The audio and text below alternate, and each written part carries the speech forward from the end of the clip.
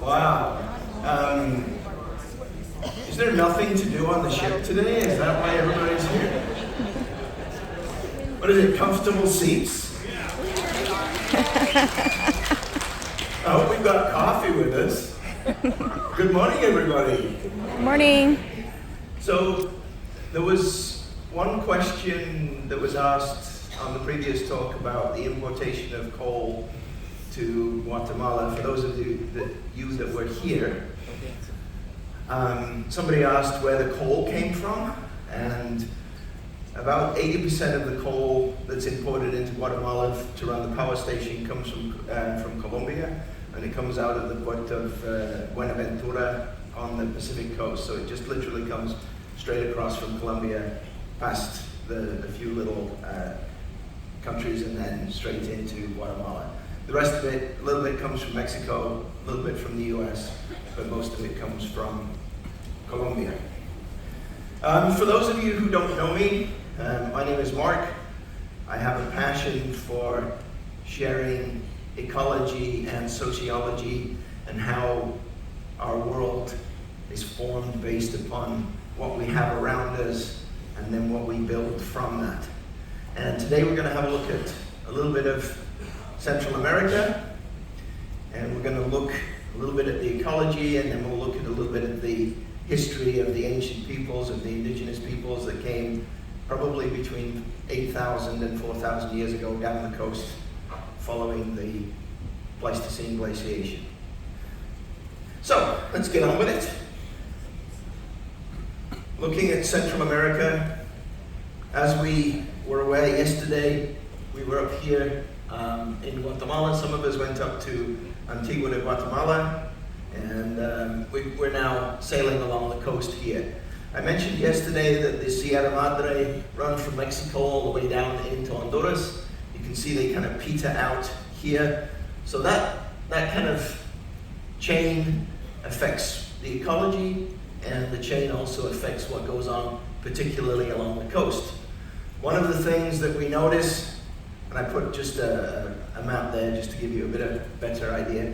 One of the things that we notice along the coast here is that it's fairly smooth. There's not too many bumps and indentations, which means that we have fewer opportunities for colonization and coasts. So I did look yesterday about Central America being born, or not yesterday, the day before, from the Ring of Fire. And as we can see, it's fairly complicated over here. We've got the Caribbean plate, the Nazca plate, and the Cocos plate all coming together with the North American plate. And it provides a fairly complex geological situation, and this is why we saw the 37 volcanoes. I don't know how the dancers do it, you know, they're on a ship. I've got real shoes on, and I can't even, but then I'm not 22, so that's all right. So if we look at what we saw yesterday, we've got this subduction zone coming along the coast here, and we saw particularly in Guatemala up here where the plates collide, and we get all of those volcanoes. And we actually saw smoke from the Volcán de Agua yesterday, so that was quite exciting. If you look at it from a seismic perspective, you'll see that there's a lot of earthquakes along the edge. And you can see here, every single one of those dots is an earthquake that's been monitored. And you can see right in here, we're along this coast down into Costa Rica, and then obviously the Panama Canal where we're crossing is here. Very little seismic activity there because it's on the trailing edge of the plate. You've got lots of seismic activity along here. Very interesting here, this is between the Nazca plate and the Cocos plate. There's a little kind of piece of plate that sits in there, but still along the edge, it's shallow, and the yellow is shallow, and you get deeper as you go down to the blues. See the blues along here, that's the deeper earthquakes. And that's reflective of that subduction zone. If you think about it, the shallower earthquakes are where the subduction zone starts to go under, and then as it goes further and further down into the mantle, then you get the deeper earthquakes further back along that subduction zone. So it's all born of fire, it's born of water, and it's a very interesting location, not only to live. I was thinking about when we went up to Antigua, how do the people feel about the volcano? I mean, it's an awesome thing to have right on your doorstep. But along the road, there were some cut faces that you could see.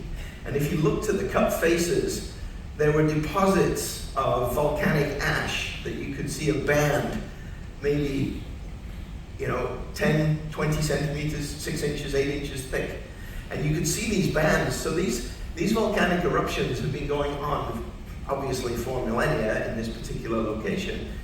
But you never wake up knowing whether there's going to be a rain of ash today or not. So I guess every day that the sun is shining is a good day in Antigua. So if we look down the coast, we've got some beautiful, beautiful regions. El Salvador, fabulous coast. You've got beautiful beaches. You've got a variety as you go up into the hills. You've got tropical rainforests, and it's a Central American city.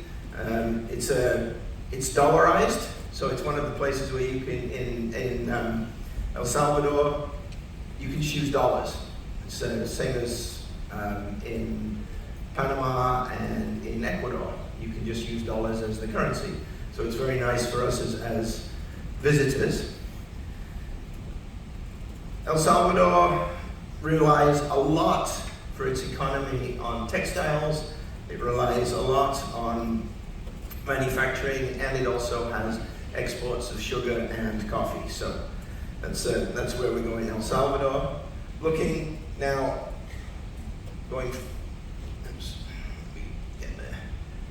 further along, Honduras. Honduras has a smaller footprint along the Pacific. It was in that little bit, the twirly bit that I pointed out as we went along. And it has fantastic rainforests up in the mountains. It's got lots of rain, it's got lots of tropical forests. And again, its primary exports are textiles, coffee, sugar. Capital city is Tegucigalpa. Love saying that. That's one of those ones that you can use in trivia, right? Tegucigalpa. And they've got Mayan history and Mayan ruins. So it's a very interesting place. People tend to skip over it. They go straight down to Costa Rica, but Honduras is well worth a visit. And then we move on to Nicaragua. Nicaragua is a bit more complicated from the social perspective. It's a beautiful place. I've been in southern Nicaragua. I was working on the border between Costa Rica and Nicaragua, and it's going to come up later in our talks about we're looking for a crossing from the Caribbean to the Pacific. One of the places that is still under consideration for crossing from the Pacific to put in a second canal is through Nicaragua, and we'll show you a little bit of that. Again, Managua is the capital city of Nicaragua, and it's an interesting socio-political place. Daniel Ortega has been the de facto president since 2007, and the elections appear to be confirming that he is the president, shall we say that? But in 2025, he actually split the presidency, and his wife is now the co-president, right? So you have two presidents in Nicaragua. There's Daniel Ortega and Rosario Murillo, and again, a little bit of an impoverished country. There's a little bit of mining there. One of my friends worked in Nicaragua for quite a while. But primary exports are coffee and gold. Most of these Central American countries rely heavily on something called remittances, or remesas in Spanish. The people who are working outside, shall we say in North America, Canada, or elsewhere on the planet, send money back to the families particularly in El Salvador, Honduras, and Nicaragua, because that's how they are able to support their families. And I did mention it when I was working in Mexico, that a lot of the people had left to go work in the north, and they were sending money back down south. Western Union is a big thing in that particular area, right? So economy, as I mentioned, in particularly in Nicaragua, we've got coffee, beef, sugar, and a few peanuts. And then again, Nicaragua, when you look in, if it's not made in China, it could be made in El Salvador, made in Honduras, or made in Nicaragua. There's quite a lot of textiles that are exported to various parts of the planet on that. And the corobe is the currency. So lots of different currencies in lots of different places. It's fun to collect the different currencies and give them to your grandkids when you get home. On to Costa Rica. Most people have heard of Costa Rica as the beautiful place to go. It's built itself for many, many years as a green country, tourism place, etc. It really is a fabulous place. I did work at a gold mine in northern Costa Rica. It's a very stable country and population of about 5.3 million. And its economy is heavily service orientated. It's heavily built on tourism. So when we go to Nicaragua, we're going to be contributing to that particular piece of tourism tomorrow when we're in Punta Arenas. Capital is San Jose, and it's one of the few places that has no standing military. Since 1949, they abandoned the military, and Costa Rica does not have a military, not a standing military. They can obviously get one together if they wish, but there's no standing military in Costa Rica. So if we look again at what's driving this Central American economy, what's driving the colonization, how did it all work? And we have to start where we like to be, which is on the margins of the ocean and the land, right? So we've got this particular piece where you've got diverse ecosystems. You've got everything from sandy beaches, coral reefs, and mangroves, all in the same area that add to biodiversity, and then humans come along and they're able to exploit that as they develop their systems and their cultures. Come on, there we go. Okay, so this one's a funny one. I actually looked at the name of the island off Nicaragua. This is a biodiversity part, which has got lots of mangroves. The mangroves in this area obviously provide a lot of habitat. But the mangroves also provide something, and this is something that's evolving as we go. It's called an ecosystem service. So what does the ecosystem do for us?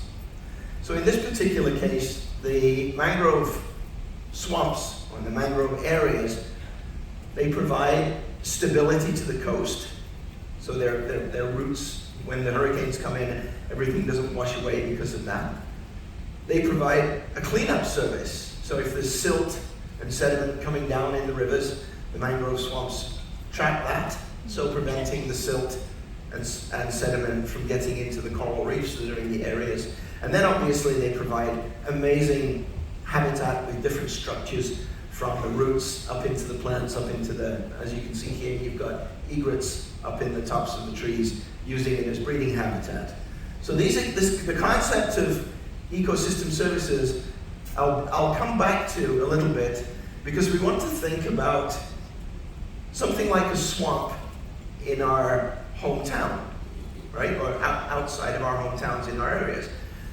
If you think about a marshy area or a swamp, if there's a big rainfall, the swamp attenuates the flow, and it acts as a buffer, so that all the water comes down the river into the swamp, and then it slowly then disperses to the lower reaches of the river. At the same time, it's cleaning up sediment, it's providing habitat for fish, and that sort of thing, right? So we've got to look at this as it's not just a swamp, but what does it do and how does it do it? And if we look at some of the other ecosystems that we've got around the area, you've got coral reefs, and Unfortunately for us, the coral reefs on the Pacific are not as colorful or as pretty as the ones, obviously, that we've seen when we're doing our tours in the Caribbean, particularly on this particular part. And the reason that we don't have as many coral reefs on the Pacific coast is that there is upwelling of cold water from the deeper waters down in here. The water comes up and it upwells on the side, and it's the temperature of the water that is limiting the development of the coral reef. When we were up near Los Cabos, in the Golfo de California, up inside where the whales go in Los Cabos, you've got very nice coral reefs. Why? Because it's always lovely and warm, and the coral likes warm water. And if we think about global warming in terms of, people always think about global warming in terms of, or climate change, in terms of its negative effects on coral reefs. That's at kind of the end closer to the equator. What happens when it gets warmer, the coral reefs extend further to the south or north, right? Why? Because the water is warmer, the coral reefs can extend. So our ecosystems are actually fairly robust in terms of their ability to adjust. Now, obviously, if we have devastating impacts, it takes a lot more time to recover. But believe me, the ecosystems will come back long after humans have disappeared from the planet. And we will disappear. Evolution says we will disappear. So, anyway, looking at coral reefs, this is a coral reef in El Salvador. Not as colorful as the coral reefs that you see in the Caribbean, but you've got lots and lots of habitat. Coral reefs are fabulous because they got lots of nooks and crannies for creatures to live, for creatures to hunt, that sort of thing. And we've got, well, you can see a few fish there, but it's not this like amazing paradise that we see in the Caribbean and in other places around the world. But it's still interesting, it's still valuable, and it still provides a very, very valuable resource for fisher people in the area to make a living as they go. I just wanted to show you this one. It's just because it's a lovely beach and it's a lovely area. This is the Marino Ballena National Park in Costa Rica. As you can see here, you've got twin beaches. There are two beaches that come together, and there's an old geological relic out here that has formed this kind of whale's tail, as you can see it, and the beach. So probably worth a visit if you get another trip back to Costa Rica. And this is just, again, another beautiful beach. And I keep showing you all of these beaches because there is a motive behind showing you these beaches, is that what we want to look at is how do humans land, colonize, and then make use of these beaches. If you land on this beach, there's no fresh water, there's no shelter, there's not much there, you're exposed to the elements. And if you look at the coast, all the way, this is just the coast of El Salvador, you can see all the way along this coast, they've got what we're looking for. It's a great place to put a hotel and a beach, but really, there's no places for it to have a port. And this is why you've got development of communities inland. A couple of things, you've got development for communities inland, you've got more fertile soils, you've got access, but you've got rivers, etc. There's a little Acuitla, which is right here, which is the only place along the El Salvador coast where there's a port. Thinking similarly, it's analogous to Guatemala, where we were yesterday. Puerto Quetzal is the only port on the Pacific coast. This is the only port for El Salvador. And if you zoom in, you'll see that it's all man-made. They've built the port, they've built everything. And it really is, this is a recent thing, not a historical thing. I live in the city of Denver right now, and one of the reasons that Denver was formed, it was at the confluence of two rivers, and it was right before you had to go up and over the mountains to get to the west coast. You went across the plains, you got all the way to Denver, there was water, There was firewood, there was supplies, and then there was areas that you could farm, and you could stock up before you then had to make the trek up and over the mountains. So think about that when you're thinking about the colonization. Nonetheless, there is a lot of fishing, and fishing is the cornerstone of this whole area. And it's not just commercial fishing. You can see a shrimp boat up here on the top. The traditional fishing, well, not traditional in the very traditional sense, but small fishing communities in the area. So small scale fishing. The thing with the small scale fishing is that if it's not overdone, it does provide food security for the people along the coast. One of the things that we're looking at with climate change, and we're looking at with all the kinds of things, is that we're looking at food security. If you're able to fish and you're able to farm, then you've got food security as you go.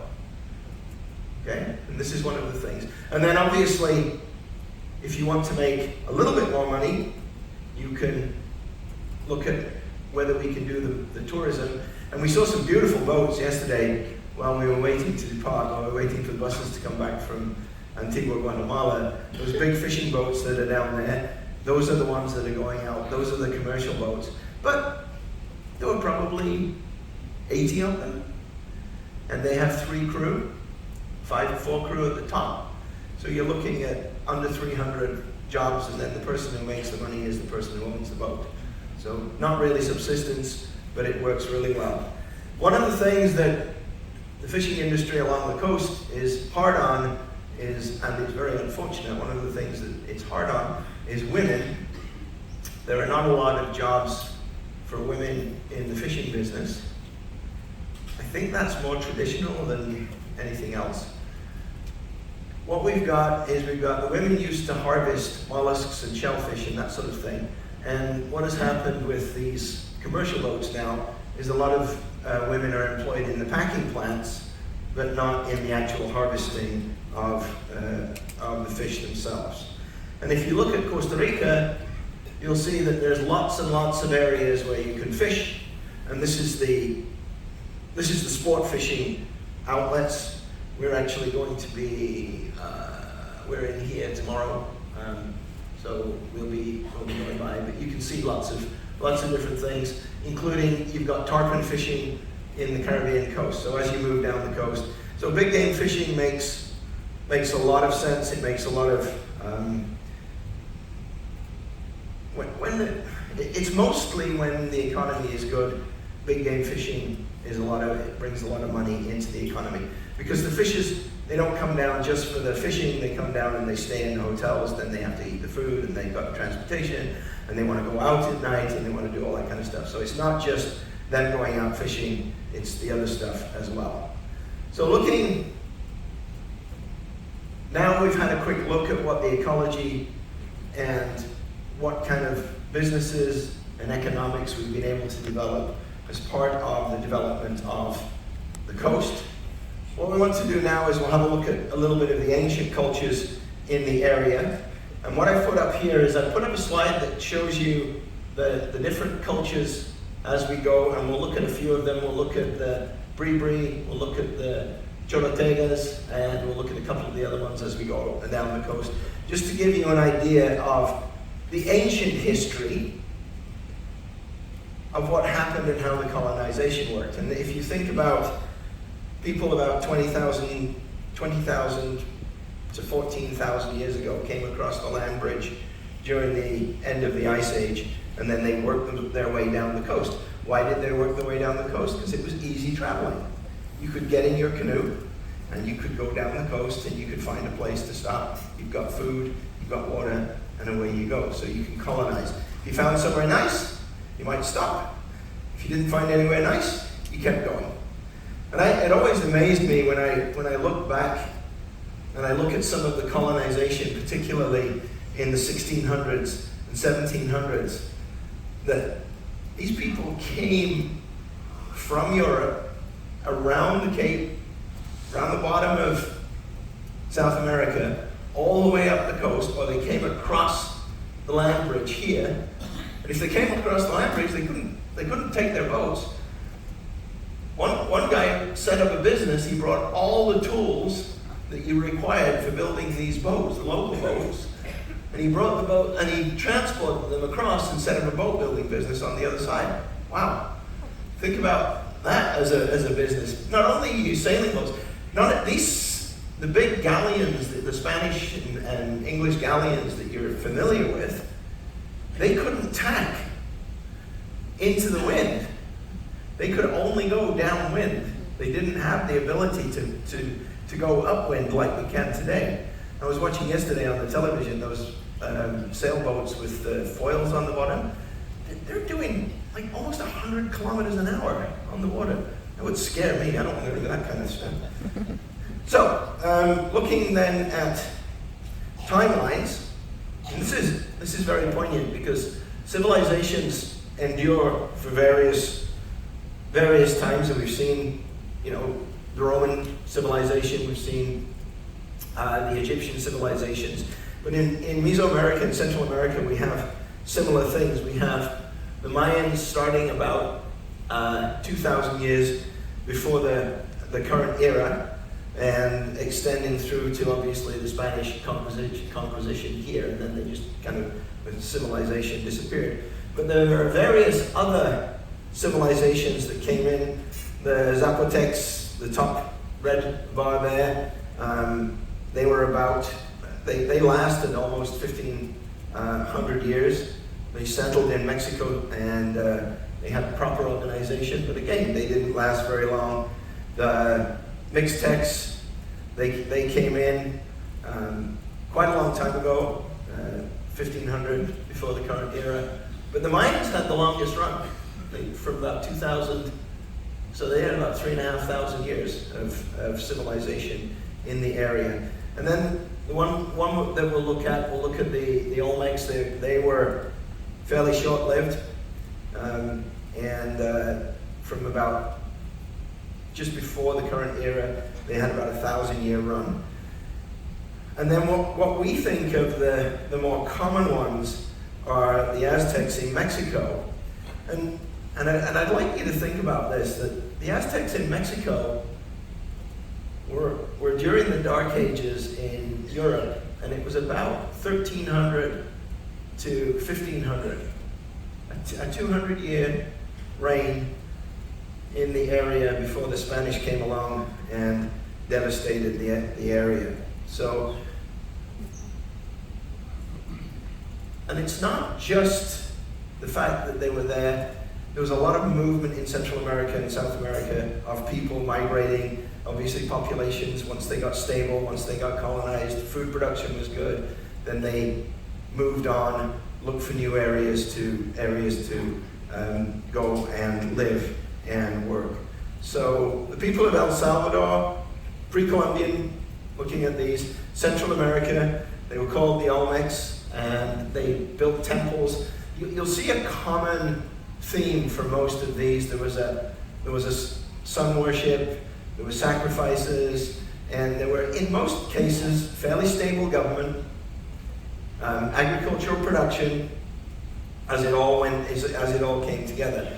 So they build temples, they organize, and once again, there's an elite class in these populations, and they tend to tax the people, and there's always a religious overtone where you've got sacrifices to the gods and all of this kind of stuff. And we'll talk a little bit more about the gods in a few minutes. And they lived in fairly sophisticated houses made of natural materials, thatched roofs. And you'll see this common throughout Central America. In this particular case, they're elevated on stilts. And these are the people called the Pilpil. And they had a land called Cuscatlan.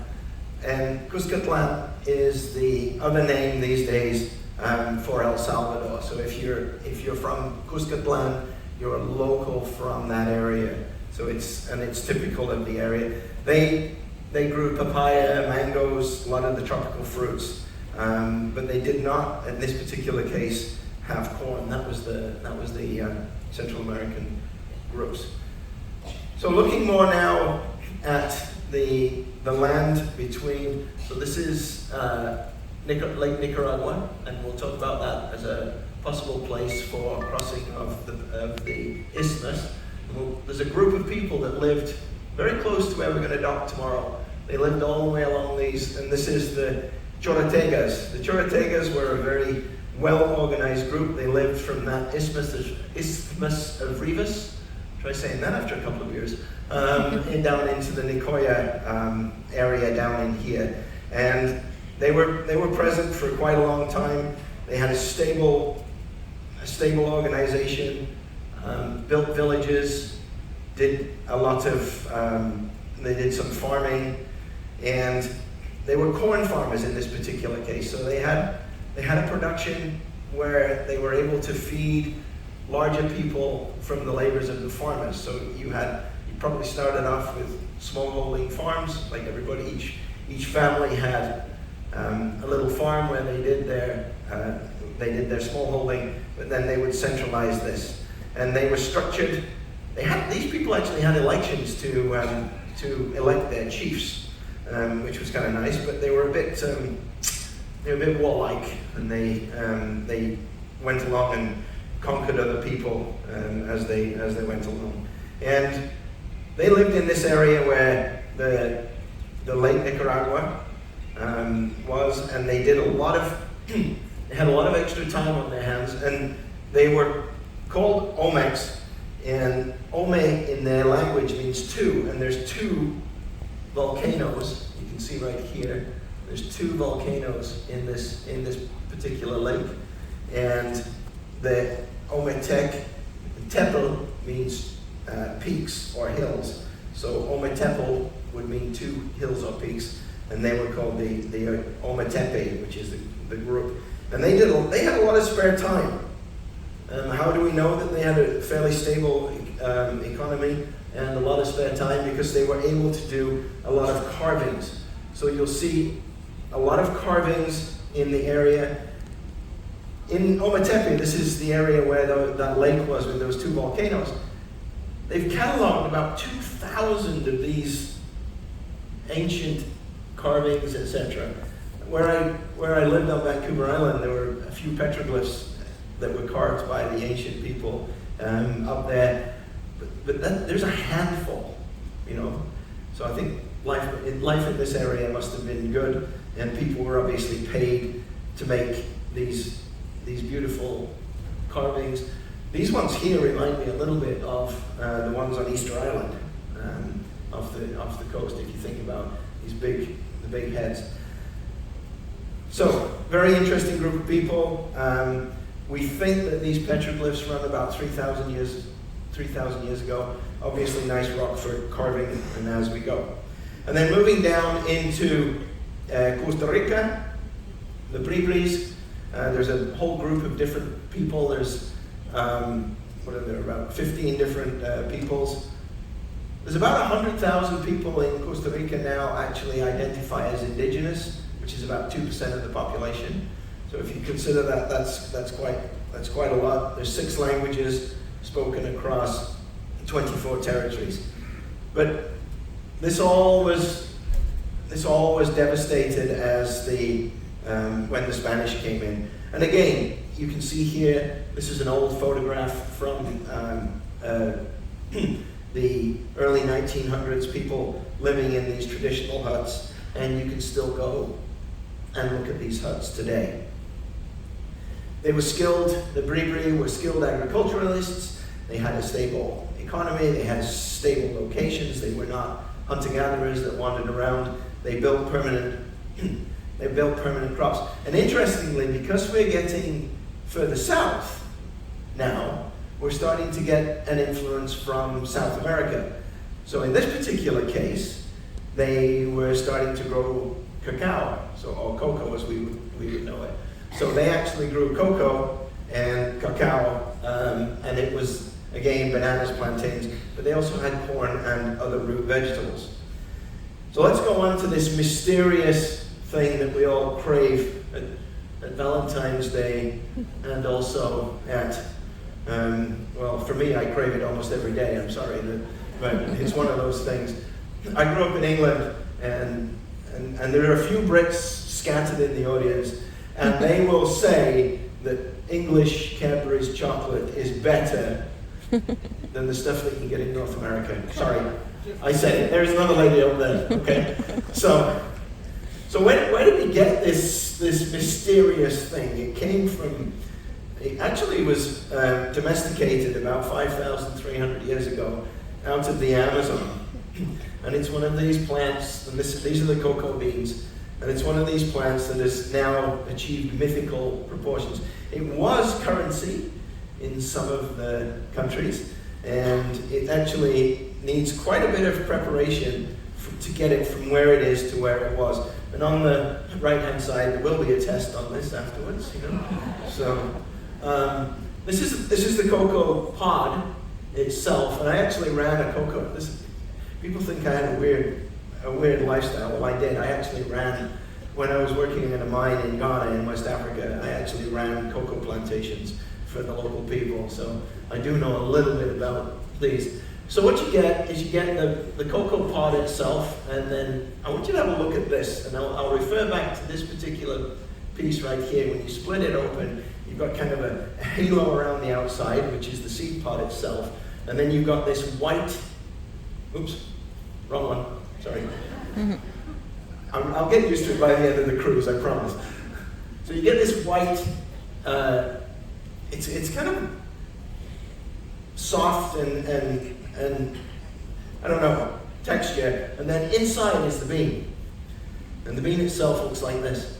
If you open up a cocoa pod and you suck the bean with the white on the outside, it tastes just like chocolate. It's lovely. It's got a lovely taste. It's got a lovely texture. It's very nice. If you bite the bean, it's horrible. It's very bitter, and it doesn't taste well. So you've got to go through various processes to get it to where it is. And this was a very important. It was a very important part of the economy.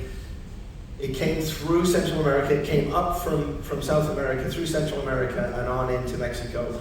And the Mayas and the Aztecs used cocoa as you go. And there are other things that also achieved kind of mythical proportions. And the jaguar is one of them.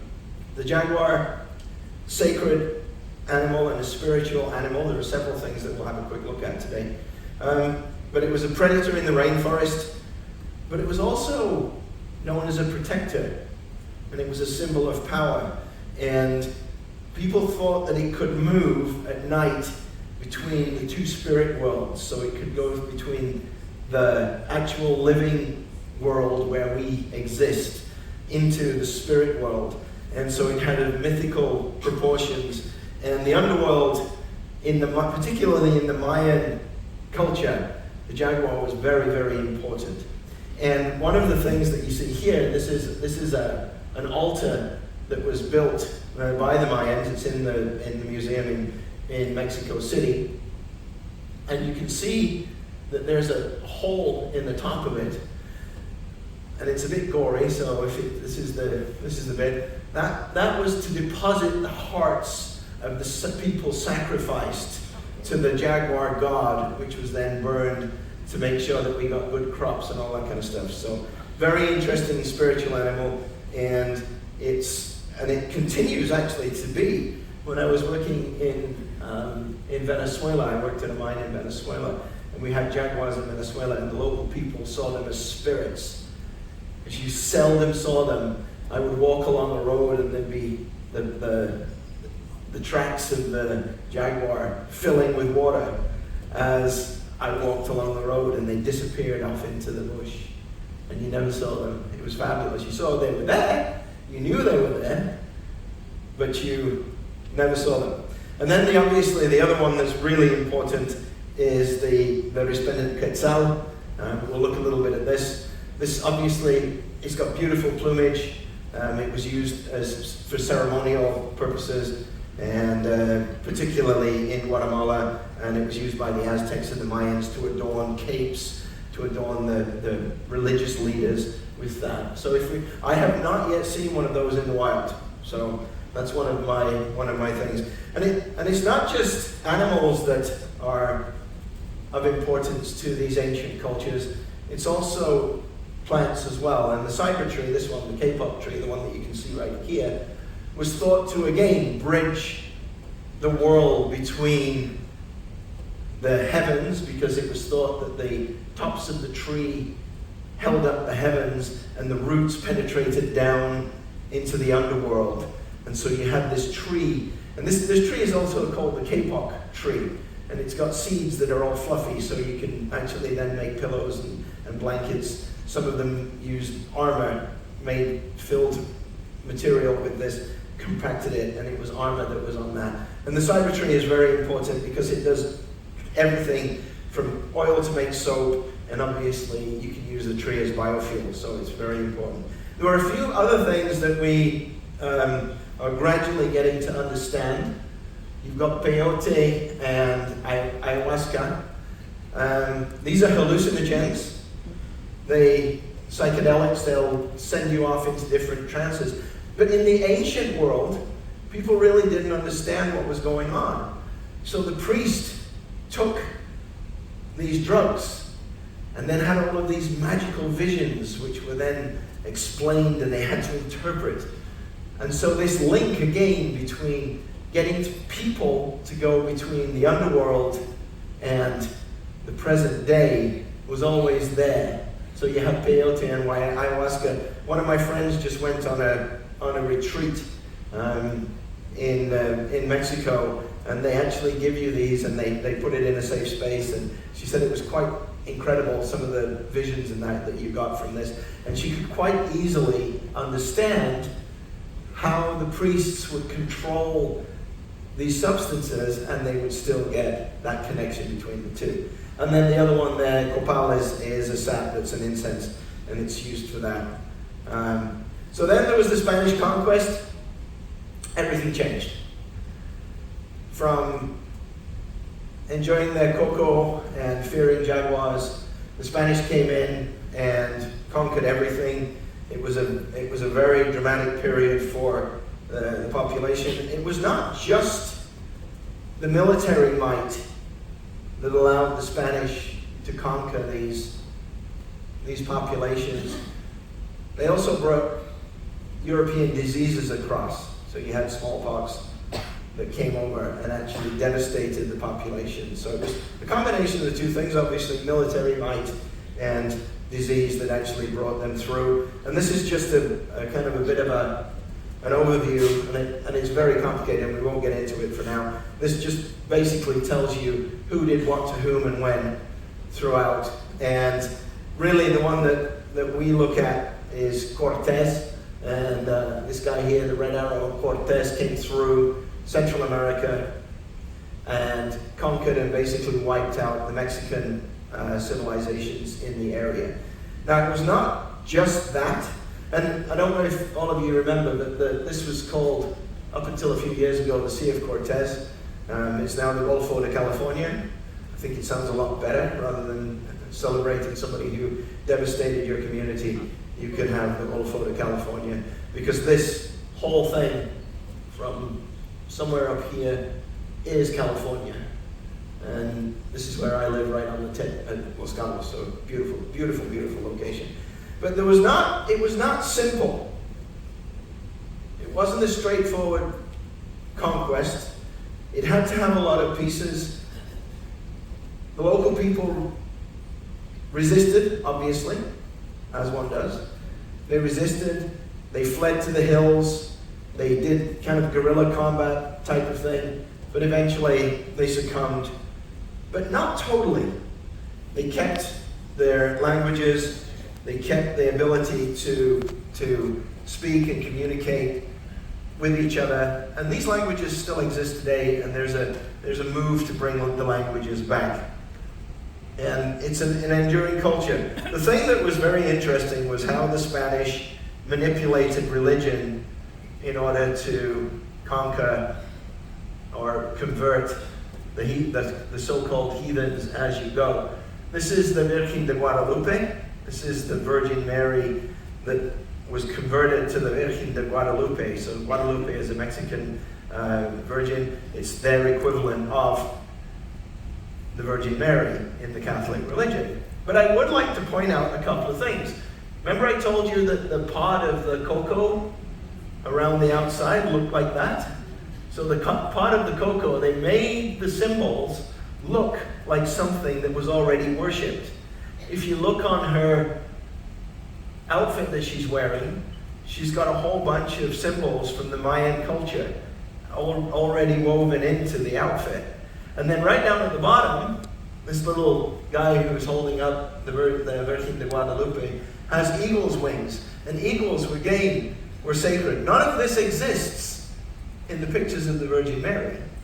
And they're using the colors from the local people, the symbols from the cocoa, the symbols from the wings, to kind of mix and merge the ancient religions with the modern religion.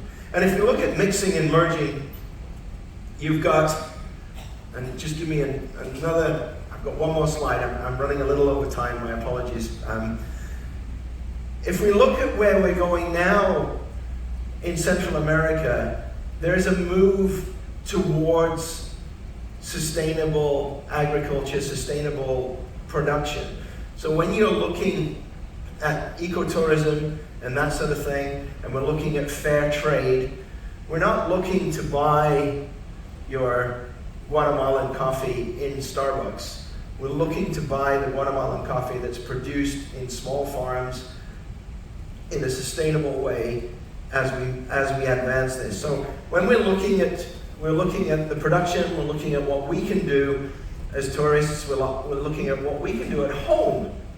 What we can do at home is when we're buying our coffee, it might cost you an extra $1 or $2 to buy the fair trade coffee, but think about the effect that it has on these small populations of people who are producing coffee in these areas. And once again, particularly in Costa Rica is doing a lot of ecotourism. You get hotels that are completely off the grid, you're getting that sort of thing. And this is all being built based upon some of these ancient teachings and ancient thoughts. And so with that, I would like to say, please be responsible, reconnect with your people, and with that, I'm very happy to take any questions. Thank you very much.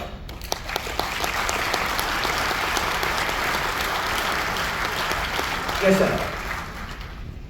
The Mayan underworld, how would the Mayans have understood I that? think the question was related to the Mayan underworld and how the Mayans understood it. I think it's a religious myth that was controlled by the priests.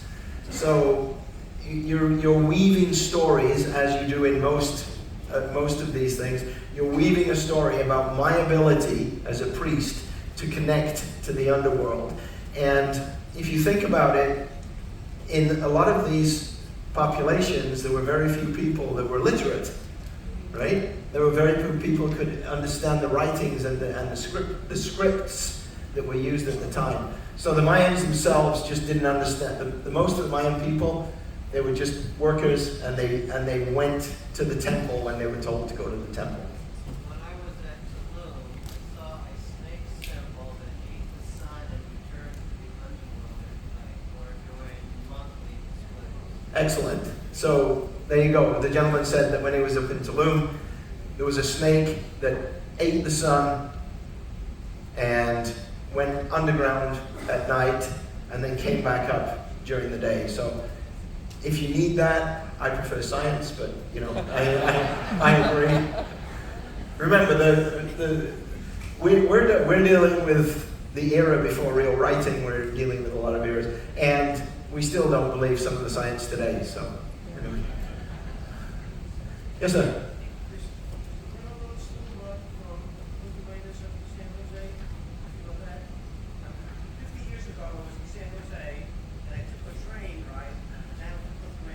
I don't know if it does, but I can find out for you. All right? Yeah. I did find out about the coal, so I do my commitment. Yes, sir, in the middle. So you mentioned Costa Rica has no stand-up military. Who provides their security? Obviously, they can't do it that quick enough for invasion. So what do they do for security in Costa Rica? Yeah, they have police, but they don't need the military because nobody's invading them. It's like Switzerland, right? You don't need the military. Does Canada really need a military? Probably nobody's going to be able to take a massive country like that. I mean, we have one, but most of the Canadian military is for international policing. My son was in various locations doing international policing, but so they have a police force, they have that sort of thing, but it's a concept that few of us can understand, that you don't actually need a military unless you're going to go out and conquer somebody. Yes, ma'am.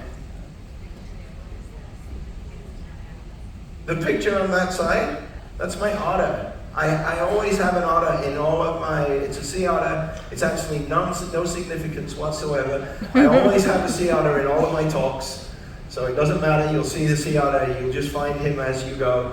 And this one's just dressed up as an Aztec. And this one I found in Mexico City, honestly. No. Yes, ma'am. I will be putting up, on my last talk, I'll be putting up my email, and I will then email you the website to my YouTube, private YouTube page. And that will be on the last talk, on charismatic megafauna on day 15 off the coast of Cuba. Oh, sorry, yes? I'm just curious as to what your training is. I know you move from place to place to different places. Are you a mining engineer? Oh, gosh, no. The question was, what am I? we could have a game on that, right? I'm actually a disturbed ecologist.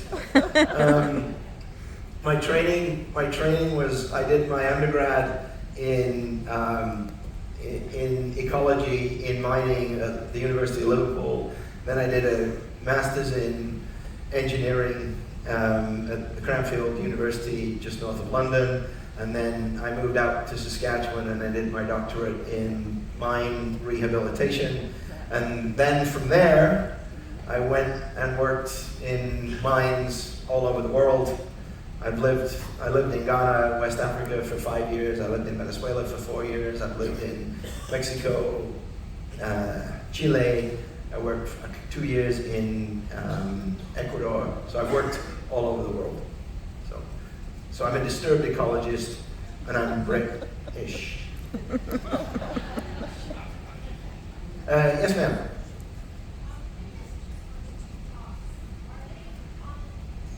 Sorry, I can't hear you.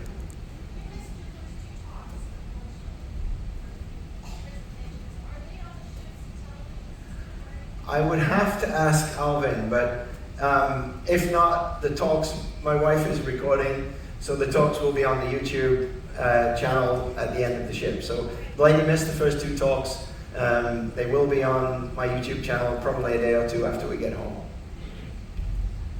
All right? Oh, yes, sir.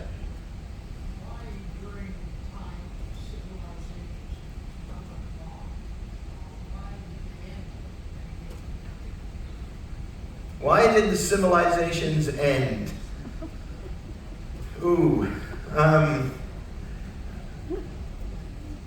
If you think about Nero fiddles while Rome burns, I believe that for most of these civilizations that we looked at, it got to a point where power was concentrated in the hands of a few, and the bulk of the population was misrepresented or underrepresented, particularly in the cultures that we looked at today, with the exception, obviously, with the ones that endured through to the Spanish conquest.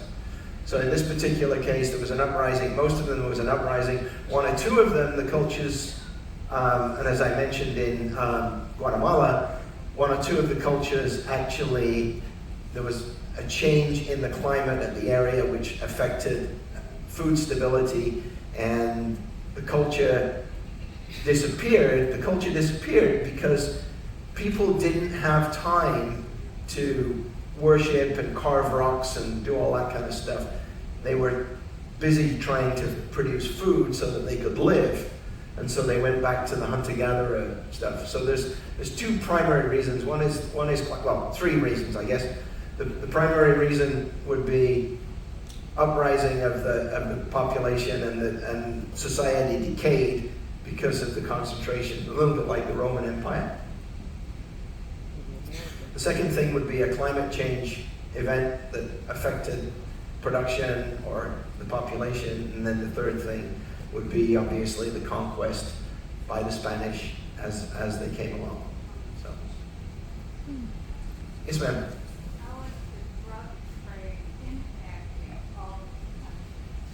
How is the drug trade impacting all the countries? I can't answer that one.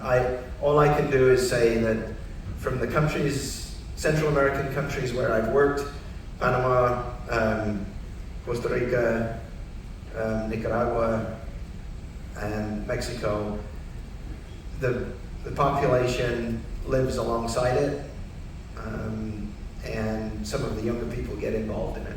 That's all I can comment on.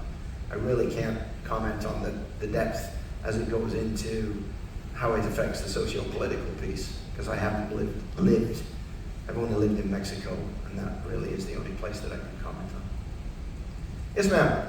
Is the port in Costa Rica industrial and new to cruise ships, or what will we be seeing? What are you going to see when you get into Costa Rica at Punta Arenas? Not a lot. It's not, again, this is one of those places where you want to stay on the ship, you can have a little explore around. Punta Arenas is a little village that's just away from where we'll be stopping. It's just a port, unfortunately. It is not a destination. When we get off in Panama, you'll have a great big, it looks like a convention center. And you can walk out to restaurants along the corridor where we'll be in Panama. In Punta Arenas, what we're going to see is an industrial port with a little impoverished fishing village that's got a few restaurants that you may be able to find something for. A little bit like where we were in Guatemala and Puerto Quetzal. Again, not too many ships stopping. I could find out the number of ships that are coming in this year, but it's not one of those destinations. Cartagena, on the other hand, is amazing. The port is absolutely lovely, and I could spend hours just watching the birds in Cartagena. So really enjoy Cartagena. Again, both in Cartagena and in Panama City, you can get an Uber to wherever you want to go. So that's a fabulous opportunities. Okay, thank you very much. Next one is on day 10, so the day after tomorrow, come back. We've got the search for the crossing. It will not go through the Panama Canal stuff, right? We've got a great person who is going to be doing the Panama Canal stuff as we go through the canal. So I'll touch on everything around it, and then you'll learn all about the Panama Canal as we go. Okay? Thank you. Vegas for well, we'll have to meet on day 15.